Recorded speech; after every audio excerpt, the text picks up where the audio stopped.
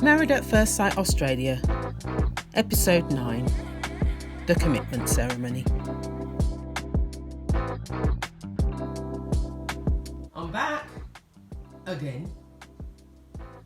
I wasn't expecting, as I said, to be talking about this series of Married at First Sight because I haven't been religiously watching it. But I happened to watch The Commitment Ceremony last night. And oh my goodness me. There's certain people on there I just needed to talk about. The first people on the couch that we had were Tamara and Brent. That was an eye-opener. Well, it wasn't for me, because we knew from the wedding that she was very pretentious. But as time has gone on, she seemed to sort of grow on you a little bit more down to earth with her and Brent being very playful with each other. So you saw a slightly different side of this young lady. But on the couch last night, woo! That was the real her. That was the real her. Mr. Brent got a rude awakening. All that playfulness wasn't what he thought. We also learned that the two of them had slept together, which I didn't know. I didn't know that bit. But then we haven't seen them kiss on camera. And is it Alexandra? Yeah, she asked about them sleeping together and Brent saying that he thought they had got closer because of that. Oh no. No, that wasn't the case for her.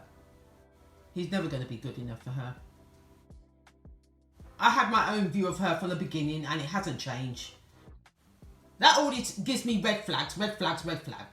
What is this about? But then when you saw her response to say she's not quite there, I can't remember her exact words, but she wasn't quite there on the same level with him. Again, he was shocked because he thought they were. He thought they were on the same page. She's still about the pretentiousness. She's looking for somebody of a higher status, someone to look after her, someone that can afford her. That's really what she's looking for. And Mr. Brent is not that guy. She would have been perfect for him if he was that same Dubai guy, because that would be the life that she would have wanted. Not so much the nightlife, but somebody with caliber and status. But seeing him on the couch last night, ooh, nah.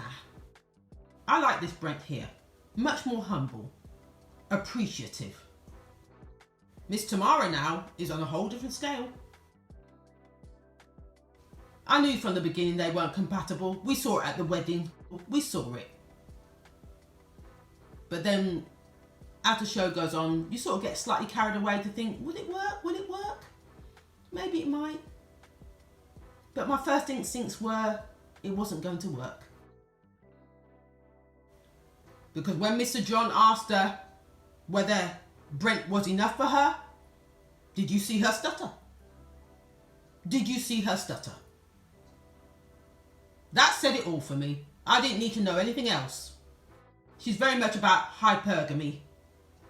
And there's nothing wrong with that. I'm not saying there's anything wrong with it. But when you look down on people, that's where I have a problem. When you look down on people, that's where I have a problem.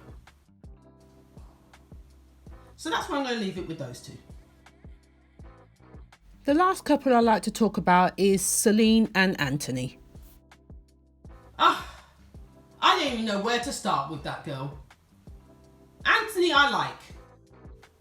But her? Me can't. Me can't stand her. Like I said, with the wedding, it was all for the camera. But behind closed doors, the princess, the boo-hoo-hoo, the teasing of him, all of that, red flags. Red flags. Don't trust her. I don't trust her. She's very good at gaslighting. She's got that narcissistic trait. It's disgusting. Like I said in my last video, Mr. John, pull her up. And that's exactly what he did. He pulled her up. I didn't expect anything less from him. He pulled her up. She needed telling. And the rest of the matchmakers, Mel and Alexandra, were on the same tip. They weren't having it. She needed telling. She couldn't see her faults. She couldn't see anything of what she was doing wrong. It was never her fault. No, it was all Anthony's fault. Everything about it, the wedding, well, not so much the wedding, the honeymoon, him leaving, was all his fault. But I love the way Mr. John pulled her up about the dinner party, about how she had all these women round her and she was feeding them all these lies before Mr. Anthony even walked in the room to have a chance to defend himself. Yes, she was that girl. She threw him right under the bus. Even though she said, I won't throw him under the bus. Oh, hell did she not? She threw him right under the bus. On more than one occasion. The women are looking to think, how do I view her now?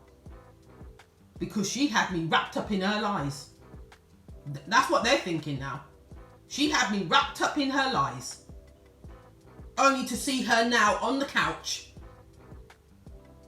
with egg on her face, looking embarrassed, not too sure where to put her eyes. Well, that's what you get for lying. That's what you get. The whole embarrassment. You sit there. You sit there. Sit there and take it.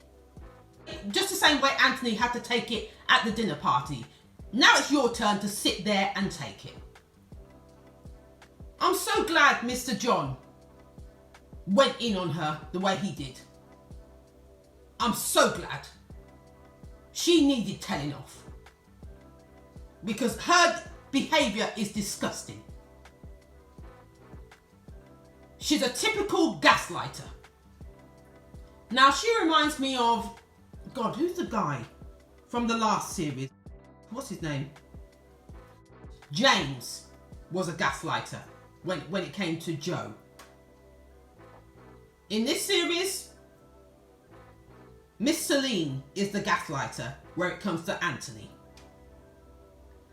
Yeah, I don't know what more to say. But we're going to have to wait and see where this goes now. Because Mr. Anthony wasn't ready to give up. No, he's in it for the long haul. He wants to see what he can get out of this whole relationship series. I'm actually going to wish him luck from now, because he's going to need it. So on that note, this is where I'm going to leave it. If you like what you heard, please like, comment and subscribe. Till next time.